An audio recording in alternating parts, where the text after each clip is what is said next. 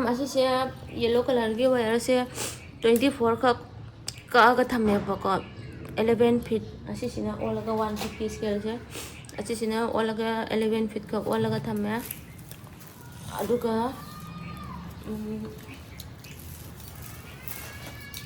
2 3 4 5 से खितंग का हेलन को होरेन का ओइ सिसे होरेन गन तौने मरी तौने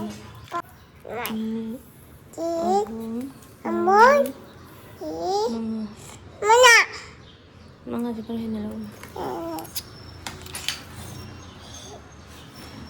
Semua itu loh sih kecil ini juga. Chongi 5 feet on lagi na chonga right side itu mana juga. Running wire sini left side itu mana. Sini running wire dunia buka juga sini 11 feet ke atas mana dunia. Semua itu loh ingat lah ya. Kau sih gak.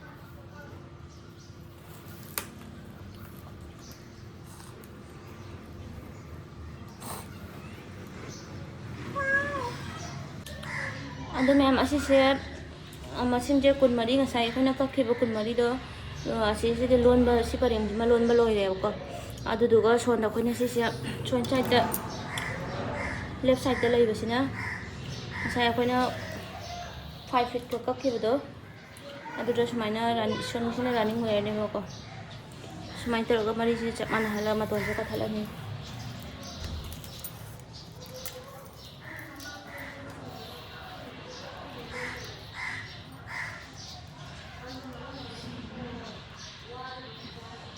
kan hingga tuh musim kau benar tadi dem jen mana apa ni main tahu ni aduh kamu si kamu apa orang ni running wires na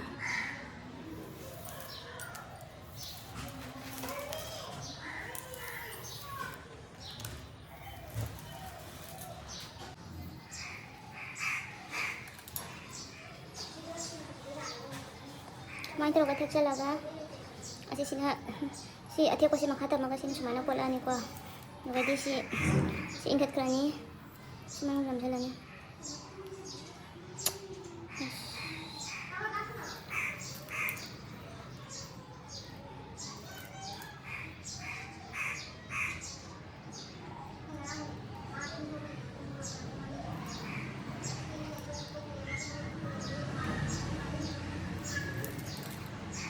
itu semuanya suan cak aham balon gitu marisya aku nama maya itu kan nabi semuanya kisah lagat yang mana aku kalau cukup tuh nggak suan cak itu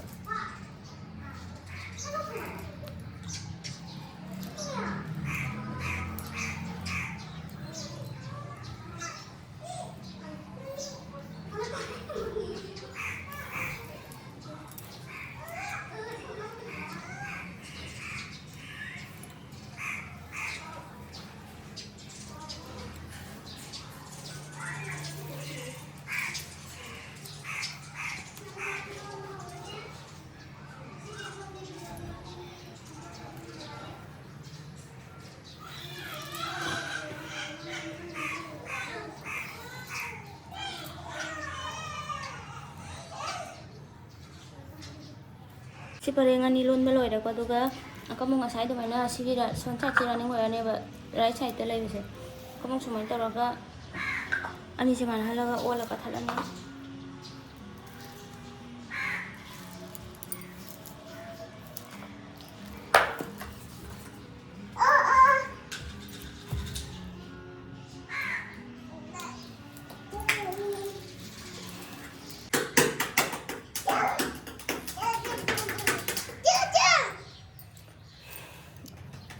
Sisi hujik loina trani thoi.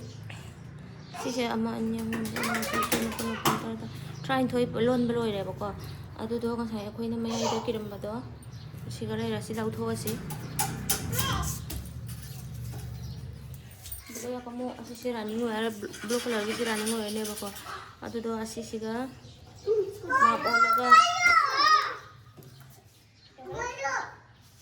Cuma itu apa ma bola ni.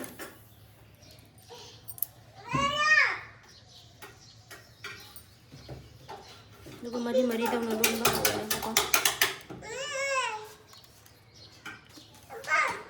Masagi basic not kulon dugo dum lon do me. Shumana sisi shumana kola ni.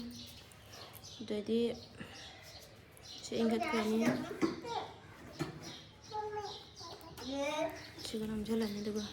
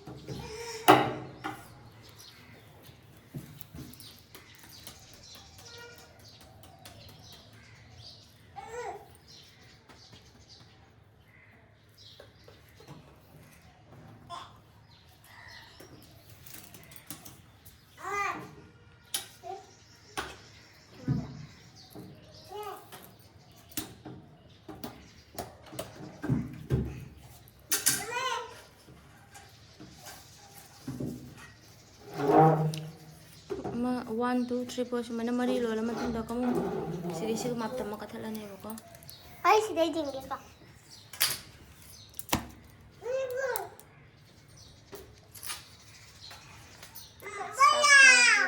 What?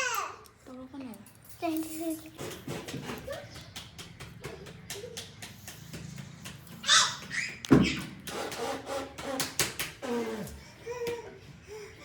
May terus excel laga.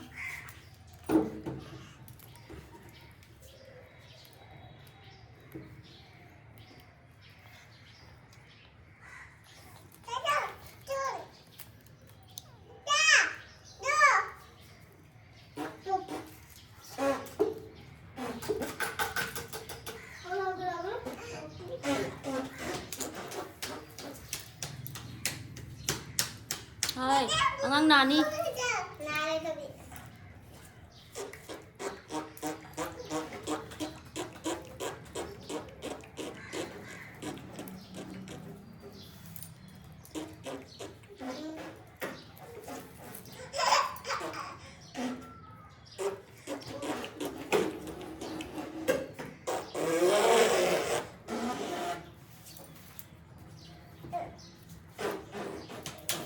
Hai.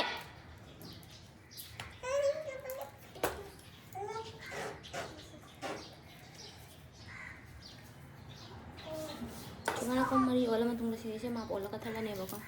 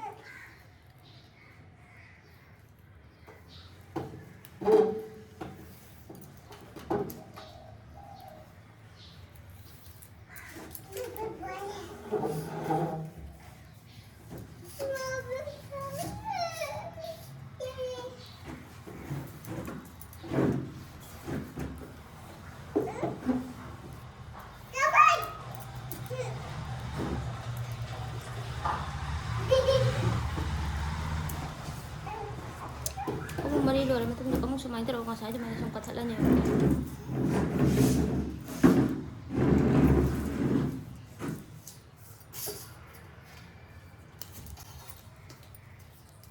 Si round ako basi mas sumana mari tawna loi lo lagto niya bako.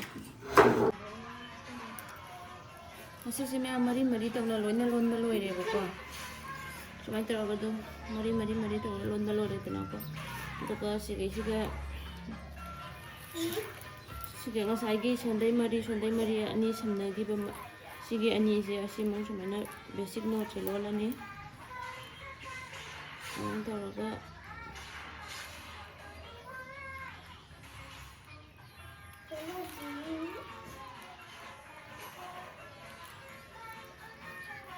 mari tu bin karakter semuanya ama lola nih bapak coba mau Beta, sebab poting kau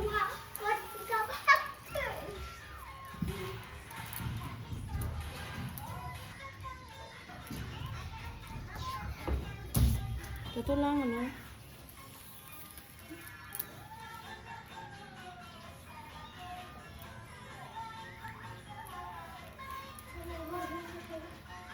Semain talaga doon mari ama ani ako mari si mari sige kano karakter lang ito si kamu basic na mo lola niya ba.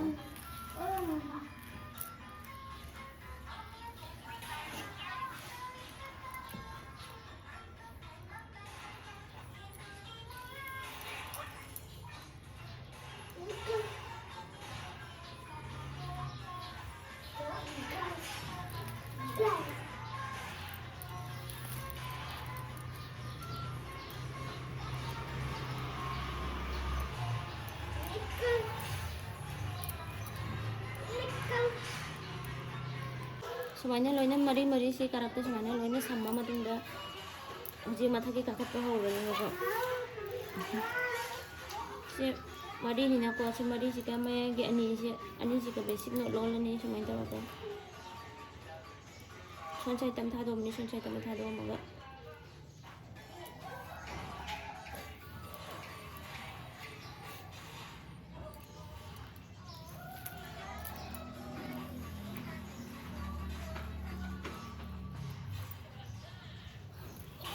Semana lola matunda kamu sige semana karan jet paham sige semana lola nih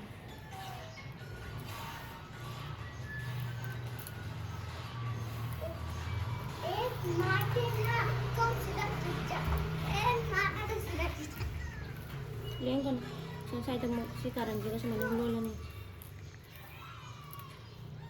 Mama bantu lah. tahu lo kan oga tuh Tahu kan juga mama.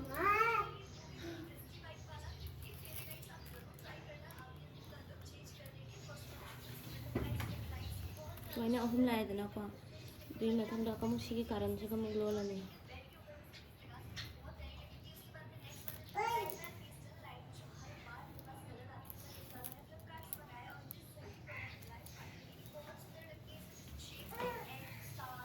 Masaya sunset kita itu kasih kamu lola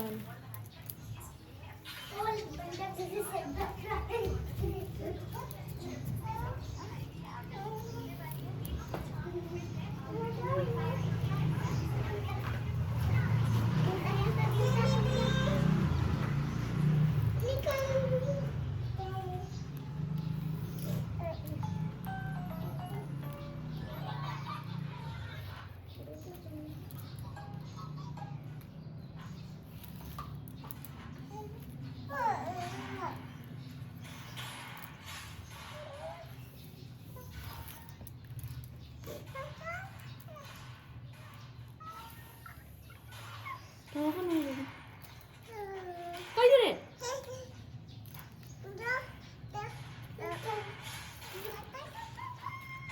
baby tahu kan apa baby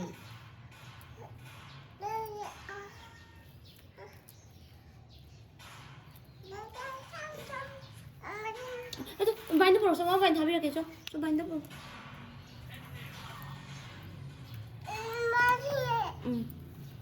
May tahu mata kabah orang ni si mari si kemana lagi ni laura ni Good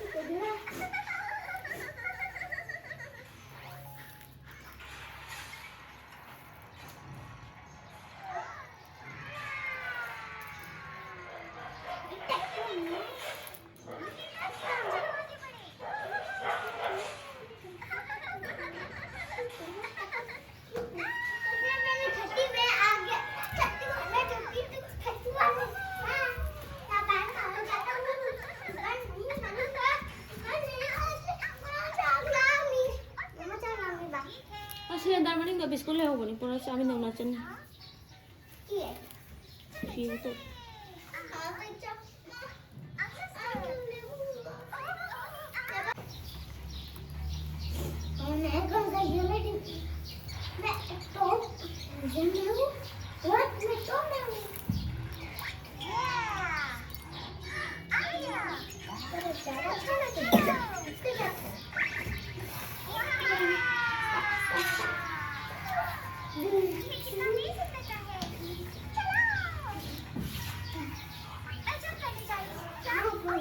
Sumainya lagi pun waktu sumainya si mari lagi pun mau sumainya lo lagi tuh ya bapak. Aduh memang sumainya makong singgia mari na tau na saya gitu loan juga memang tuh aduh loan baloi matung dah kamu so masa kilo kerpa haure bako sunset kisah masa kilo kerpa haure aduh sunset kisah kau main long kat ini harus jangan laki bako. Sumainya sih karan nih basim sih langsung besim na lola satunya bako. Sumainya konsol laga jadi sumainya si kola nih kangen si iya. Mainnya kola nih duko sumai ingkat lah nih. Ingkat lah nih wala. Duko sumainya makhagi sih singa nih wala. Kau mata kisah singa nih. Jadi sih kamu karan lain nasi mau sumai lola sakla nih bako.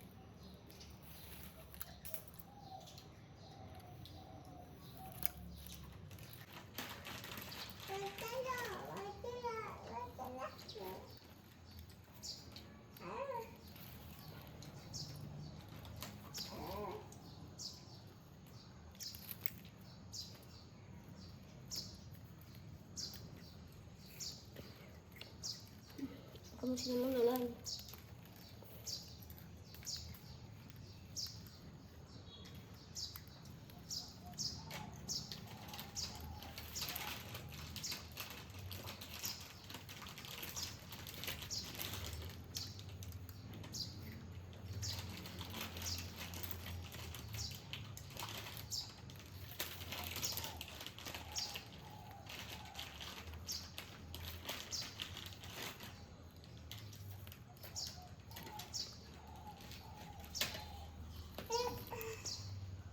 Ah, coba apa?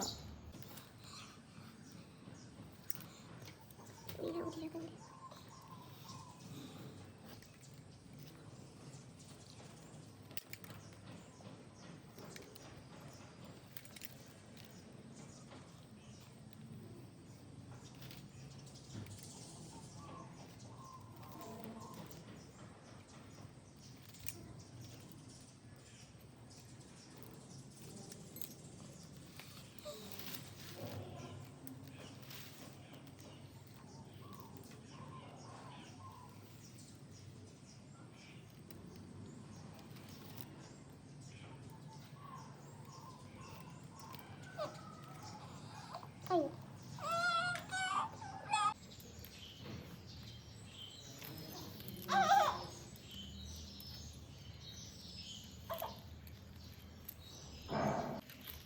Semuanya pun makanan lagi pun magana long kala satu ni bako. Ada laram dadang ulaga. Sunset ki mata ki lon baloy re bako.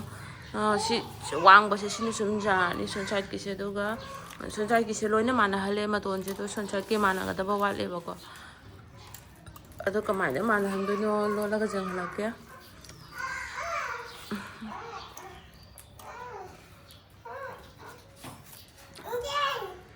ꯆꯥꯎ ꯆꯥꯎ ꯆꯥꯎ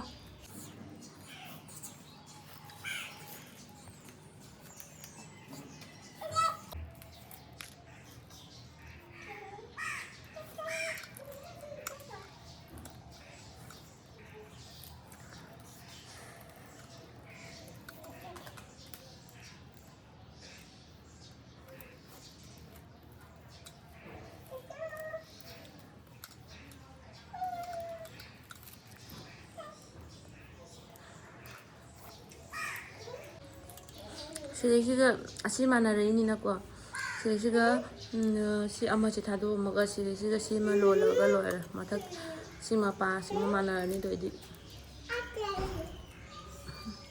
ꯁꯨꯃꯥꯏꯅ ꯃꯇꯣꯟ ꯄꯨꯝꯅꯃꯛ ꯁꯨꯃꯥꯏꯅ ꯑꯅꯤ ꯁꯨꯃꯥꯏꯅ ꯂꯣꯏꯅ ꯂꯦꯝꯍꯜꯂꯛꯇꯣꯏꯅꯦꯕ ꯑꯗꯨꯒ ꯃꯄꯥꯗꯣ ꯃꯥꯟꯅꯔꯛꯀꯅꯦꯕ ꯁꯨꯃꯥꯏꯅ ꯇꯧꯔꯒ ꯑꯃ ꯊꯥꯗꯣꯛꯑꯒ ꯃꯊꯪꯗ ꯁꯤꯒ ꯂꯣꯏꯁꯤꯟꯗꯣꯏꯅꯦꯕ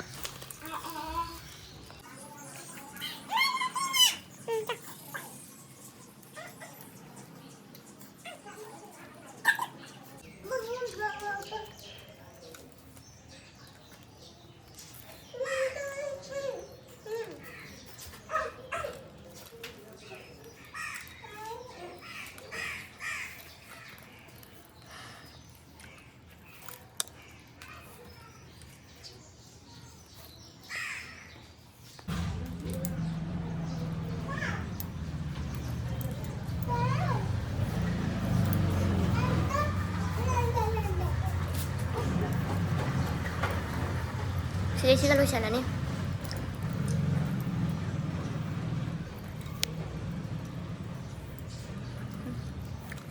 소아냐, 어쩌면 또 이제 아니 가면 되면 마탕 시가 로션도 있니가.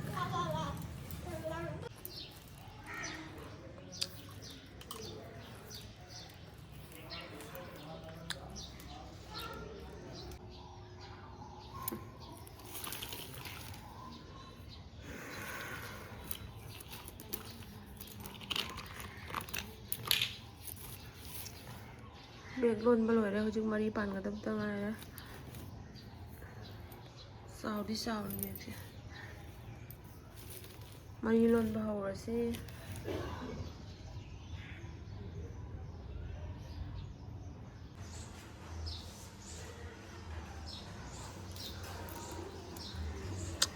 ꯂꯣꯟꯕ ꯂꯣꯏꯔꯦ ꯃꯌꯥꯝ